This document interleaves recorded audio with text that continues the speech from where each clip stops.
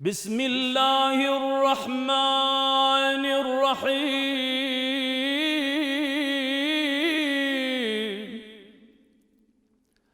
اللهم صل على محمد وآل محمد. اللهم ارزقني فيه رحمة الأيتام وإطعام الطعام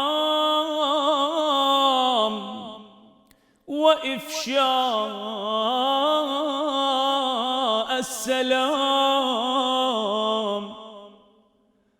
وصحبة الكرام بطولك يا ملجأ الآن